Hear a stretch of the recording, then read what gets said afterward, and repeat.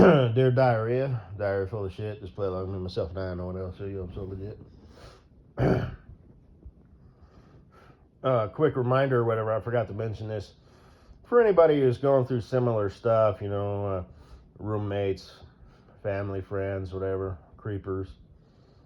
Like I said, I got the security system, but I'm still gonna, take all my stuff and my checkbook and all that stuff. So I might see a person, and even if they're just Joe Blow nobody, it's and they don't wear a disguise and don't have a different license plate, you know, didn't even bother bringing their phone, and haven't been looking anything up on their phone recently, how to creep up on someone's house, shit like that. Although there's still the chance if it's a car that they bought. Oh, pardon me, I'm allergic to the bullshit. It may have a tracker on it, even if it's an older car and it's not obvious, it doesn't come equipped with OnStar Link or whatever. You don't know if the previous owner could have had a son or daughter, and they decided to put a tracker on it and not tell them. And oh, by the way, they didn't take it off. So worst case scenario, they run the VIN number and the history of that vehicle, and oh, what a pleasant surprise. Game changer. He's driving an old car from, the 80s, most likely, if it was bought for a teenage kid. Turns out the previous, parent was kind of overstepping their boundaries, not being a good parent, and stalking their own kid. And it's been stalking all this time. Lucky us. Yeah, your airtight alibi that you had, which it was airtight, by the way. You had times, locations, and receipts to prove it all. So, except for this one little thing here. I saw that on a show once, it's like, your spidey senses, this guy was trying to set it up and he was, all too eager to prove it. And the detective, being a detective, was like, it just wasn't sitting right with me, Who keeps track of all of that stuff? Which some people might, but I remember he said that it was like the TV show, The First 48 or something like that. Where within the first, I don't know if it's still a show, but the first 48 hours is like really the critical moment to gather all the information. After that, it's like, it's tough. The case really cools down, Wasn't that another show? Cold Case Files? But anyway, anyway.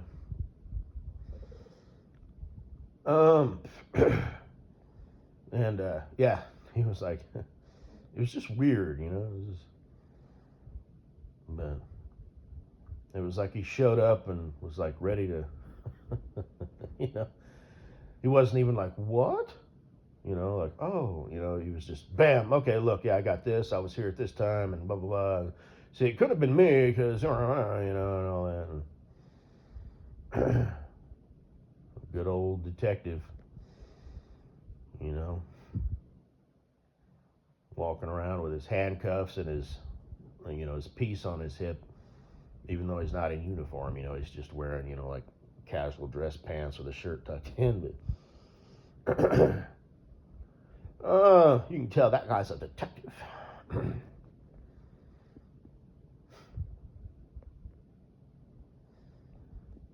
Plus his age, and if he has a mustache.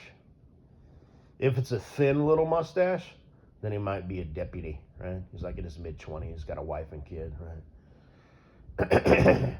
Deputy Greenhorn, right here, yeah. Gonna change the world. He's an all-American, and maybe he is. But the older dude with the thicker mustache, yeah, this guy's a detective. So, yeah. But yeah, take your stuff.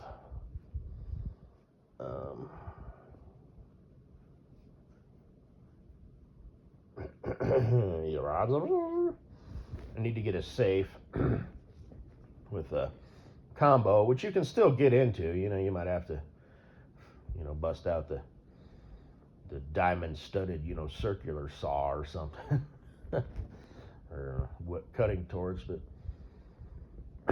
versus if it's just a lock, you can get you, titanium plated, bit. Get you some D-dub or whatever, W40, and just sort of as you're drilling the hole out, so the bit stays sharp and doesn't get hot and warp and all that. The cutting surface, the cutting edge. But I had to drill out lost the key out of the safe. Yeah, it's okay. So I'll have a safe for the long and short rubber banders. It'll be bolted down, combo safe. It's just a deterrent if they really want it. Have one next to my bed, and it'll have to have like a quick release lock, like you can just do it one-handed, like ACC DBA or whatever. In case you need it. That way, if I'm asleep and Mama Bear's asleep, and our 3 to 4 year old, walks in and is just like, ah. And we'll have the talk, obviously. It's like, do not mess with these. This is what they're for.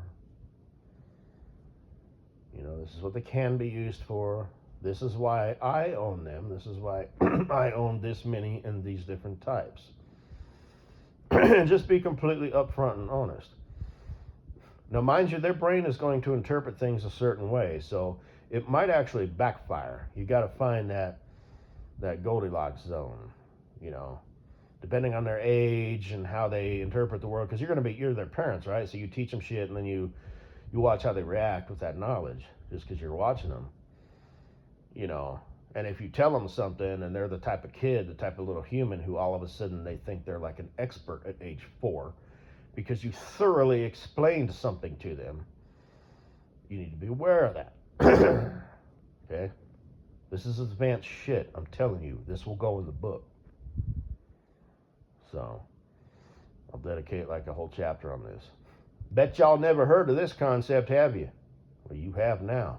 You can over-explain things to a degree where a kid now, depending on what their age is, now they think they're an expert. They think they're smarter than their peers. They've learned something and that makes them feel a certain way and they want to show the world. Or maybe just, take it upon themselves. So when you're talking about stuff like that, you need to really drive home the points that are important so that they know this is not lighthearted shit. I'm telling you for your safety, okay? Or whatever it is, right? You catch my drift? You know what I'm saying? I can't think of a specific example. And mind you, if they're going to talk with their friends and stuff, so now they're talking with their friends and their kids over here, and they're like, well, Billy's dad really talks to,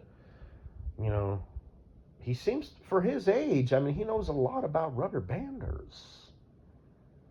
I think his dad's crazy. And his kid's going to grow up and, find some roof somewhere, like by age 6 or definitely, whatever. So just be mindful of that, right? That was something. You spoke it into existence, into the universe. If you're by yourself, nobody heard it. If you spew it onto a phone, other people might hear it, and it's on record. If you speak it to another human being, they may remember it, they may not. They may remember parts of it. They may remember it, but change it. So you tell them something, but then they go tell their friends, or even use by themselves for their own use. 3 days later, 3 years later, but it's changed in their mind. So it is what it is. Anyway, I'm not wrong.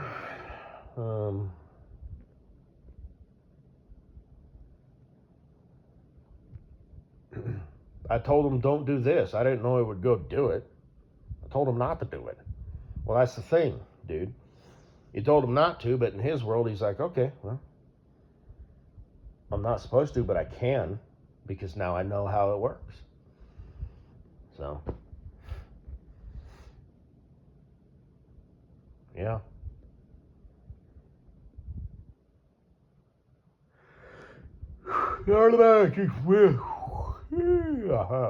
And remember, as parents, you are gods. You are the smartest people in the universe. So if you say shit, if your little boy or little girl is, be it 4 years old, be it 14 years old,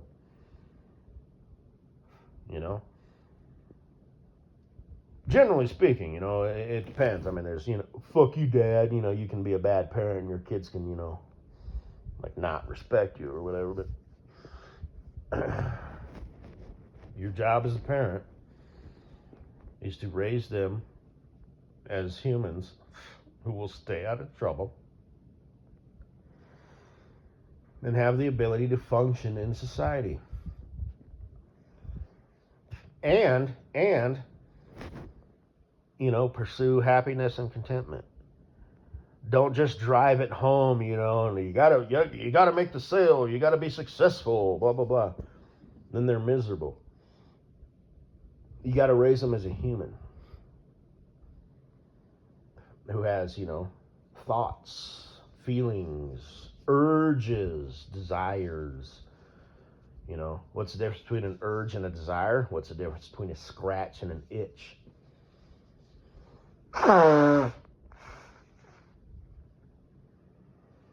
It makes no sense, man. That's why you suck.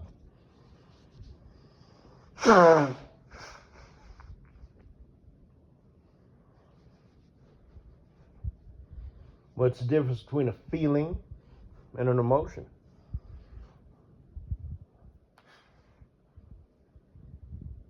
What's the difference between a thought and a memory? Well, a memory is something that happened, I guess.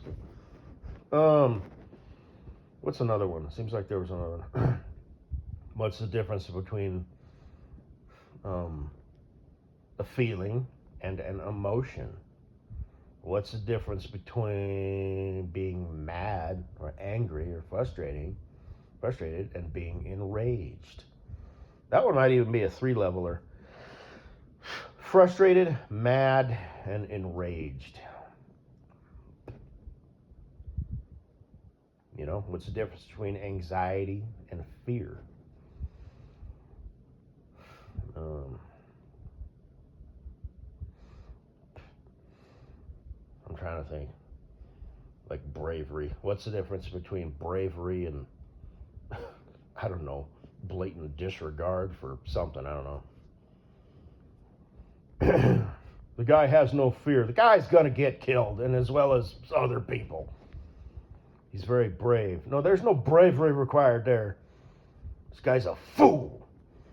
Or he's over, maybe he's brave, but there's ego. So he's, I'm thinking in terms of like, I don't know, a cop, firefighter, soldier, whatever, one of those deals. You have to have a healthy, respect, for danger, and fear and all that stuff. It's there for a reason. It's there to protect you. It's just your brain, there's the right hemisphere, which is the emotions, and then there's the left. The right is faster than the left. Okay, now I've always known this. Okay, I'm not trying to plagiarize and sound all smart and shit, but it's true. So just give it some time. Like when you think something that what you initially think, and then literally a couple seconds later you realize, at first you think it's you just stepped on a snake, and you get that, that feeling, shit, just that reaction. And then within a couple seconds, your brain, the left hemisphere of your brain is like, oh, it's a hose. That's why I have fidgets. I fidget, right? Because I'm fidgety.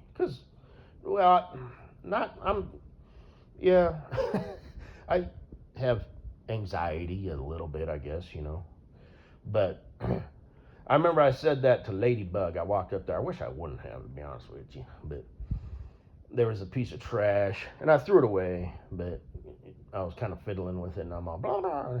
My fidget just feels right in my hand. I said, because I'm nervous as hell. And I'm all, I wish I wouldn't have said that. And she acknowledged me. She wasn't like, okay. She was all anxiety, and it's like everybody suffers from that. Like everybody, like you know what I mean. Like underneath, right? That's the most common disorder probably in the world. Anxiety and discontentment. Not so much depression, but just like, I'm not happy with my life. I'm not happy with my job. I'm not happy in my relationship. That's a pretty common, human thing, right? Dissatisfaction. And you got to work at it, like that song. You can't always get what you want, but if you try some tough, you just might find. Yeah, well, what's that other song? I hope you guessed my name. I think they're from the same person, Aerosmith or whatever. The one seems like it's about like Satan or something. I rode a tank during the Blitzkrieg. I have impeccable taste. It's a weird one. I can't remember the name of it, but the lyrics, that makes you think of that. Huh? If Satan would write himself a song about himself. But Mick Jagger? Is that his name? The Rolling Stones? Yeah. Well, there's an ugly man. But,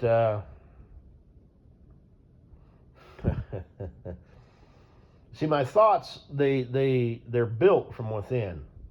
My mind creates them, but then I have things that I can apply to them. So it's like I can picture Tommy Lee Jones saying that. Well, that's an ugly man. Like the way he says it, just sort of matter of fact, just that's it, whatever. Like if he was a cop on a detective show wearing a cowboy hat, most likely. That would be something that I can hear it, right? I just can.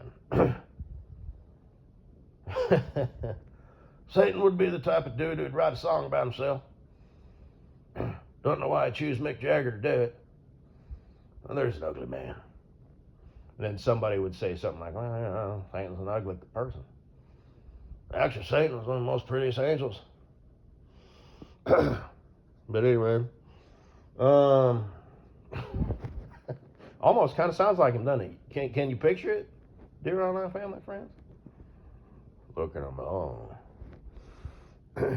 But yeah, because I've been walking this earth for a minute. So, like I said, everything is created in my own mind, but it's like there's things that have happened, even just personas. It's like, it's like I can picture this guy saying that, or I can picture that guy doing that. Usually it's in the term of like movies and stuff, because, real life is boring, So, and I'm not even like a movie buff, but you know what I'm saying, dog. I think you can relate. I think it should be. It's part of, it's good if you can, because, that's part of the human experience, right?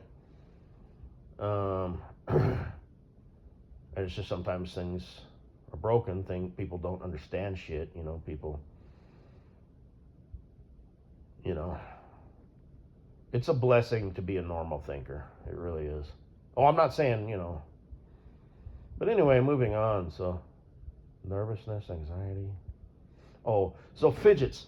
I purposely make it a point to fidget with both hands. Right? Sometimes I'll brush my teeth with my left hand. Sometimes I'll brush my teeth with my other hand.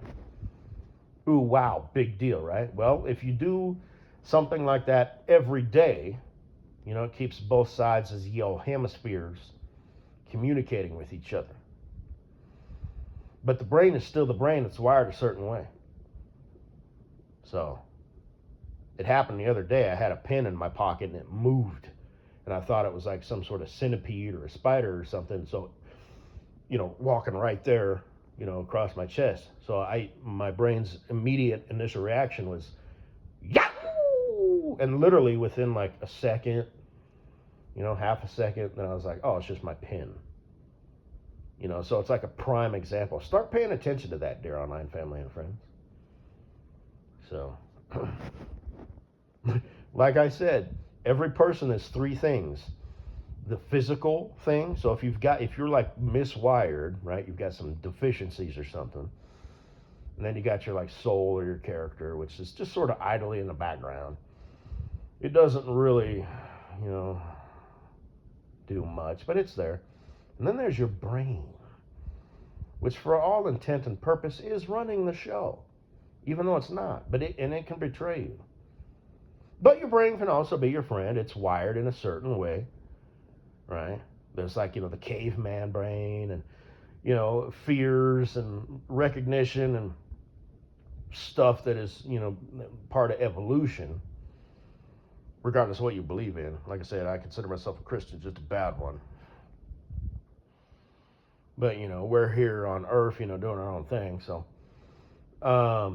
and like chicks, you know, you're always talking about that, you know, why they dig the bad boy and they want to change him and get him to fall in love, and why they fall in love with the player, and you know they'd rather share a top dog dude than be with Ben, you know, who will love and adore them with all of his mighty might, you know, and you know, because they're looking for, you know, protection, provision, competency, you know, a dude that chicks want to be with and dudes want to be, you know, and it's because, and that's why girls are so perceptive and stuff, you know. You lie if you don't know any lie, Rhoda. How'd you know what I was lying about? Hence the lie. Shit. Woo. I remember that. It's funny. Like, it's legit. I remember I sitting. It's a moment that's ingrained in my memory. You lie. You lie. And if you think you don't, I got a list of everything you lied about. And I was sitting there just like dumbfounded, you know. Just like, what? And here's the thing. I don't remember lying. Maybe I was. Maybe I was stretching the truth or exaggerating. I don't know. But, you know, girls they're perceptive like that. You know. They can spot that shit. They're more I mean, dudes are too, you know, but not to the degree of like relationship stuff, you know what I mean? They're like, this guy's full of shit, you know, blah blah blah, I don't want him on my team. During the zombie apocalypse, this guy who thinks he's hot shit, you know, or whatever, no, don't want nothing to do with him. But when it comes to relationships, it's the exact opposite, you know. She loves me, you know, blah blah, being a nice girl. She touches your pee-pee, you know, she cuddles up on you, she loves you, you know. All of a sudden, a guy turns into putty in her hands. But the chick, you know, she can genuinely see that. She might not know, well, there's that whole dynamic with frenemies and keeping all the other chickens, you know, on the same level, this and the other. But, and this is, you know, macro 20,000 foot view, obviously, it's the generic version. But, you know, whatever. But they have emotions too, you know, like you know, you get two pieces of dog shit, you know, like, you know, you fall in love and you're a piece of shit, but I love you and you love me and blah, blah, blah. It's not that simple. But generally speaking, right, chicks are these helpless little creatures. You know, they're meant to make babies, cook food, clean the cave, and support their man. That is the role in life. Love it or hate it. So, a man's role in life is to carve out his spot in the world. Not even necessarily make your dent in the universe like Mr. Longhead. You know, you should be a millionaire by age 30. Which he doesn't say, but he has said that. There's no reason you can't be a millionaire by age 30, you know, but no. And then there's me. No, you can be a fucking nobody, you know, just carve out your shit, you know, cover the basics, you know, you're good, man. You're good. You do not have to make your dent in the universe. You just have to be a self-sufficient nobody. You can decide to play at any point. You know, chicks can't. You know, it's like, well, you haven't secured your man, you haven't started your family yet. You know, she's in her 30s, and it's like, Well, dudes, it's like nobody even takes them serious until they're 30, right? As my future bestie, Mr. Longhead, would say. You know? And they age different, they got that fresh faced boy look, until about, their upper 20s. Then they start looking more like a man instead of a boy, right? But, like I said, greenhorn rookie cop, 25, wife and young kid, 3, 4, 5 years old. Okay, all right. But when the rubber band out starts, I don't necessarily want you covering my ass. But the detective, the older dude with the mustache, so, you know what I mean? It's kind of like the argument for joining the special forces, if there was a kickoff, It's like, why would you join the badass brigade? Because I want to be surrounded by a bunch of badasses. So, instead of the guy who's like, think about his girl back home, I don't want to be next to that guy. So, anyway, up here on time. Have a good day, baby.